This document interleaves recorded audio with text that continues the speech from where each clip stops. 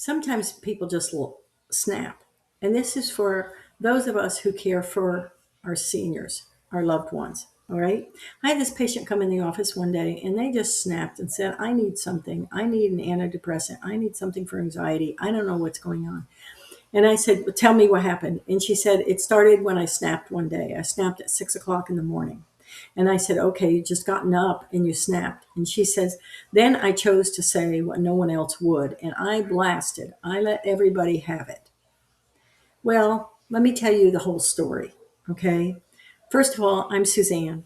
I'm a founder of caregiverhaven.com, and I'm also a founder of the Haven community. For 25 years, I've helped seniors and their families navigate aging. All right.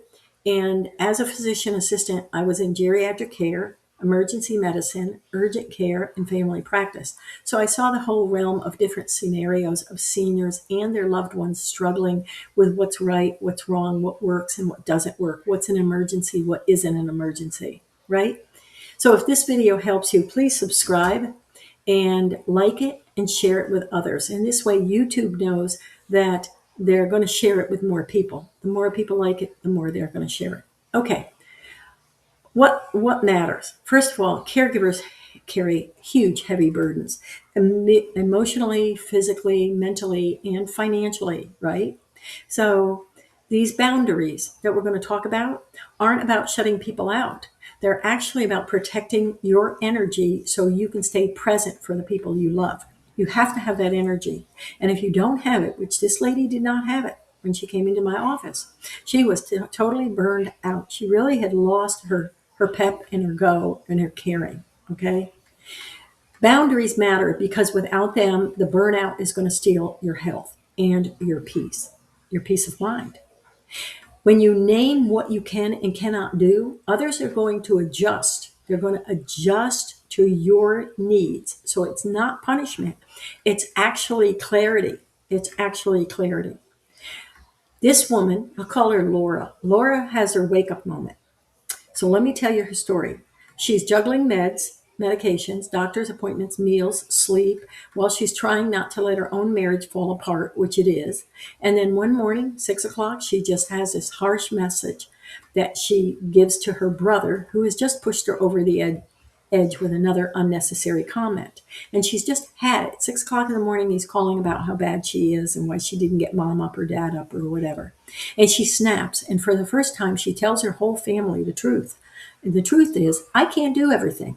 I can't do everything anymore. It's not sustainable. It's going to destroy my life, where it's not going to hold our family together. None of you are willing to help.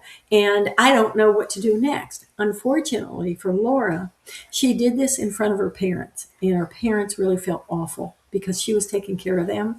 And they felt like they were a burden. And that is not something she could walk back from. And it just broke her heart that she did it in front of them. But she blew up and she's human. So why does this matter? Well, it matters because they listened.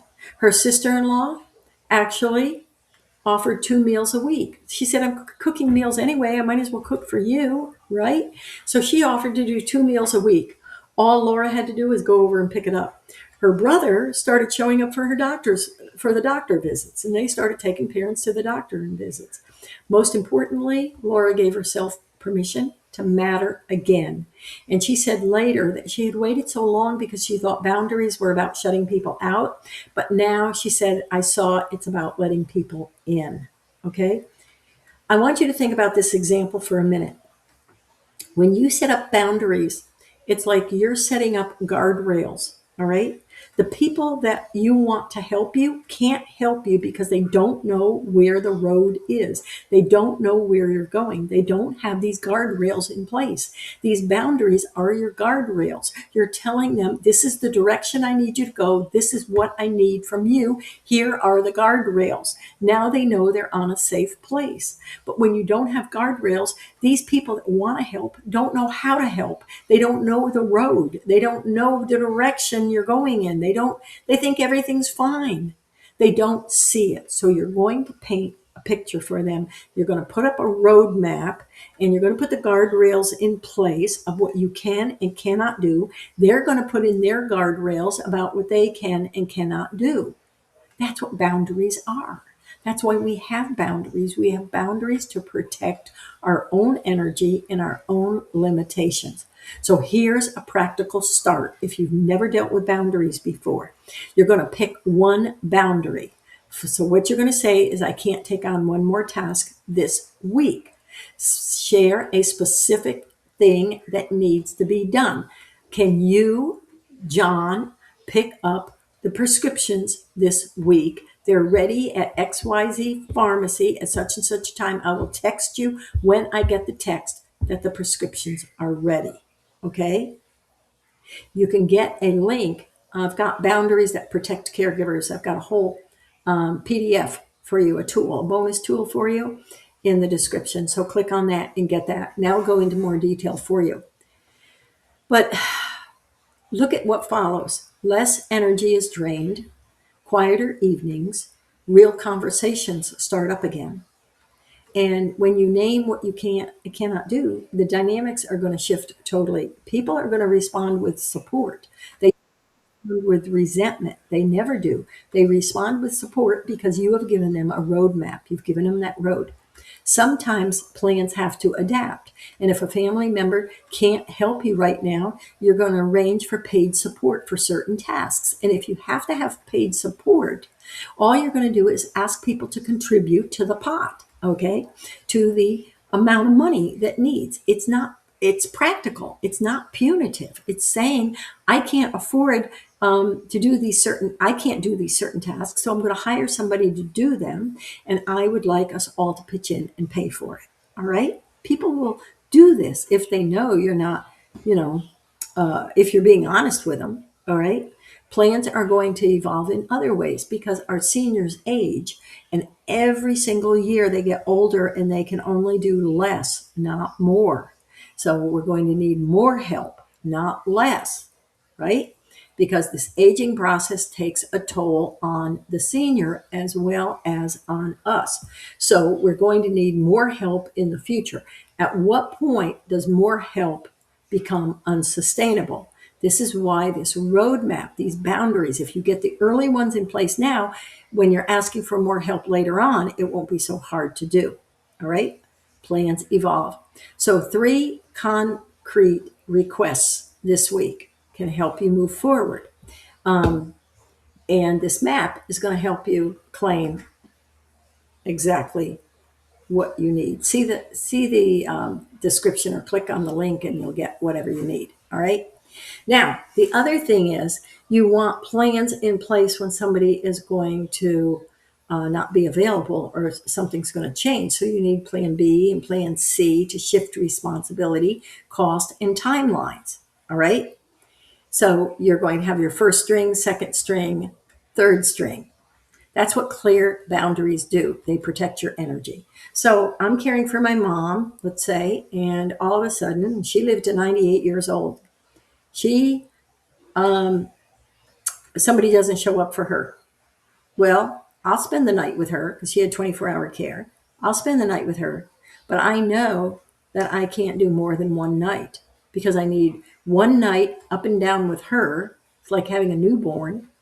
Then I need 3 nights of sleeping, good sleep, before I could do another one. That's just how my body reacts. I have to have 3 good nights to make up for that one night that I didn't sleep. All right.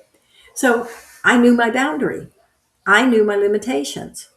And I put up those guardrails so my sister could say, okay, I can sleep with her the second night, but I'm going to need 3 nights too. Or I can do 2 nights and then I can do it again until we get the caregiver back in that can rotate. And most of the caregivers we had first string, second string, third. I mean, we had like 10 strings, right? So one function had multiple people lined up in case the first quarterback got hurt. It was the second quarterback, the third string, the fourth string, but that was just for that one job, that one position. All right. If it's laundry, and mom's doing laundry now, dad's doing laundry now, and everything's great. Next year, they might not be able to do laundry. So I talk about this in all these other webinars about how you get people, especially when the senior says no, they don't want the extra help. First of all, we never call it help. Oh my gosh, that's the worst thing to do. There's ways to get them to work with you. And I show all of this in different videos. Anyway, I'm sidebarring here totally. So grab your free description. Grab the free PDF in the description. And if you found this helpful, and I'm just going to ask you to subscribe and share it. And please share it. Please share it, because and give it a thumbs up. And then when you give it a thumbs up and you share it, YouTube knows to pull it up and give it to more people. When people put in, a keyword or something, they're searching for something, then YouTube pulls it up and says, hey, I've got something on boundaries for you that's going to work. So one boundary, be very specific about it. What can you do? What can't you do? The things you can't do, I can't do that anymore. Okay, you're going to find somebody who can do it. Then you're going to find a second person, third person. You're going to have all those first string, second string, third string to get it done. Take care. We'll talk soon. Bye.